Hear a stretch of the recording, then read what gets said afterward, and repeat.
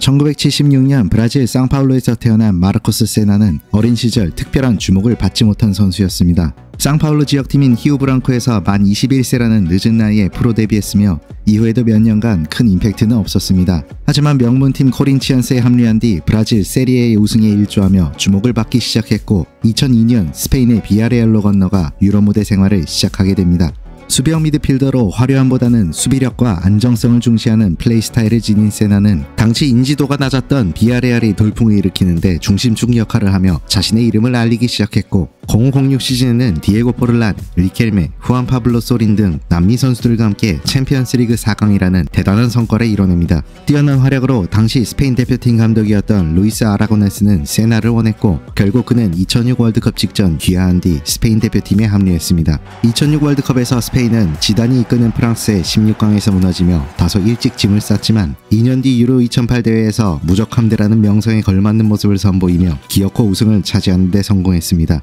이 당시 스페인의 미드필더진은 정말 누가 출전해도 이상하지 않을 만큼 엄청난 선수들로 가득했는데 이니에스타, 차비, 파브레가스, 카솔라, 다비드 실바, 사비 알론소 등 이름만 들어도 대단한 선수들이었죠. 수비형 미드필더 세나는 당시 동일 포지션 사비 알론소를 밀어내고 주전 자리를 꿰찼으며 승패 의미가 없었던 조별리그 3차전 그리스전을 제외하고는 모두 선발 풀타임을 소화할 정도로 없어서는 안 될 존재로 평가받았습니다. 하지만 만 30세라는 너무 늦은 나이에 스페인 대표팀에 데뷔한 그가 2010 월드컵까지 뛰기에는 무리가 있었고 부스케츠라는 또 다른 월드클래스 미드필더가 등장하며 그는 월드컵 명단에 포함되지 못한 채 반강제적으로 대표팀 커리어를 마무리했습니다. 오리온디 개념이 아닌 순수한 브라질리언으로 뒤늦게 스페인에 귀화해 유로 우승이라는 대단한 업적을 이룬 마르코스 세나. 비록 스페인 국가대표로 28경기만을 뛰었지만 그의 활약은 스페인의 3연속 메이저대회 우승에 초석이 되었습니다. 2010년대 최고의 센터백 가운데 한 명으로 평가받는 페페는 1983년 브라질 북동부 마세이오에서 태어났습니다. 자신의 고향팀 코린치안스 알라고아노라는 작은 팀에서 축구의 꿈을 키우던 그는 만 18세에 포르투갈의 마데이라 섬에 연고를 둔 마리티모와 계약을 하며 유럽 생활을 시작합니다. 03-04 시즌 마리티모를 리그 6위에 올려놓으며 두각을 나타냈고 시즌이 끝난 뒤 명문 FC 포르투로 이적하게 됩니다. 첫 번째 시즌에는 벤치에 머물렀지만 두 번째 시즌부터 주전 자리를 꿰차며 비상을 시작한 그는 포르투에서의 인상적인 활약으로 세계 최고의 클럽인 레알 마드리드에 입성하며 축구 인생의 황금기를 맞게 되죠. 페페는 10대부터 포르투갈에 거주하며 유럽 생활에 만족했고 당시 포르투갈 대표팀을 이끌고 있던 브라질 출신 스콜라리 감독의 권유로 포르투갈 국적을 취득하게 됩니다. 이로 인해 레알 마드리드는 비유럽 선수 쿼터에 여유를 갖게 되었을 뿐 아니라 페페 본인과 포르투갈 대표팀 모두에게 이득이 되는 최고의 선택이 되었습니다. 2010 남아공 월드컵에서는 브라질을 상대하기도 했고 2014년 조국에서 열린 월드컵에 참가하기도 한 페페는 포르투갈 국적을 획득한 지 10년째였던 2016년 대표팀에서 최고의 순간을 맞이하게 됩니다. 유로 2016에서 아이슬란드, 오스트리아, 헝가리와 한조가 되며 조 1위는 따놓은 당상이라 여겼지만 승리 없이 3무를 기록하며 턱걸이 3위로 간신히 토너먼트에 진출한 포르투갈. 토너먼트에서도 화끈한 공격 축구는 보여주지 못했지만 끈끈한 수비와 조직력으로 어떻게든 승리를 만들어내며 꾸역꾸역 결승까지 올라갔습니다. 프랑스와의 결승전에서는 심지어 호날두를 부상으로 잃으며 안 그래도 답답했던 공격진에 더 적신호가 켜졌지만 페페가 중심이 된 수비진이 프랑스 공격진을 상대로 완벽에 가까운 수비를 펼치며 1대0으로 승리, 포르투갈 역사상 첫 메이저 트로피를 들어올리게 되었습니다. 결승전 최우수 선수로 선정된 페페는 단단한 수비로 유로 우승에 지대한 공헌을 하며 포르투갈 축구대표팀 역사에 자신의 이름을 확실히 각인시켰습니다. 다소 거칠고 불성실한 이미지를 가진 페페지만 그는 누구보다 자기관리에 철저한 모습으로 여전히 포르투갈 대표팀으로 활약 중입니다. 이제 곧 만 41세, 클럽팀에 집중하는 것만도 힘에 부칠 나이지만 그는 여전히 대표팀 출장을 즐기고 있죠. 만 24세에 이르다고 할 수 없는 나이에 시작한 대표팀 경력이지만 그는 현재까지 무려 130경기가 넘는 A매치에 출장했습니다. 태생적으로 포르투갈과 전혀 관련이 없는 외국인이었지만 이제는 그 어떤 포르투갈인보다 대표팀에 더 큰 충성심을 보이고 있는 페페. 과연 그가 언제까지 대표팀 생활을 이어갈지 그 귀추가 주목됩니다. 1985년 폴란드 실롱스키의 주 글리비체라는 작은 도시에서 태어난 포돌스키. 행정구역상 폴란드 영토에서 출생했지만 그는 태어나면서부터 독일 시민권 역시 가지고 있었는데요. 2차 대전 당시 독일은 폴란드 영토였던 이곳을 강제로 합병했고 이후 독일이 패망하면서 다시금 폴란드 영토로 반환된 역사를 가지고 있죠.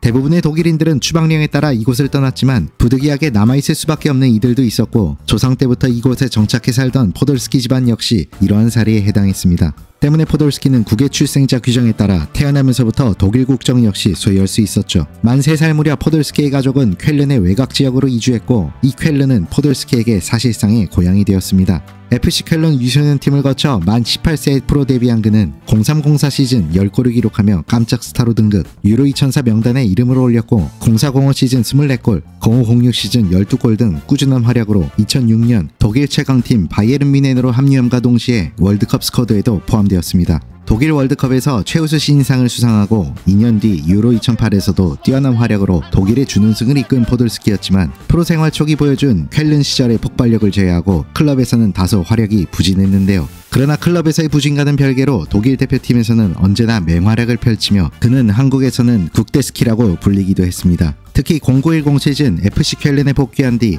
시즌 단 2골을 기록하는 최악의 성적에도 레브 감독이 포돌스키를 월드컵에 데려가며 많은 잡음이 일었으나 신기하게도 또다시 빼어난 활약으로 독일을 월드컵 3위에 올려놓으며 명불허전 국대스키의 모습을 선보였습니다. 이런 특이한 모습으로 그는 대표팀 경기에는 끊임없이 호출되었고 겨우 만 27세의 나이로 A매치 100경기라는 위협을 달성하기도 했습니다.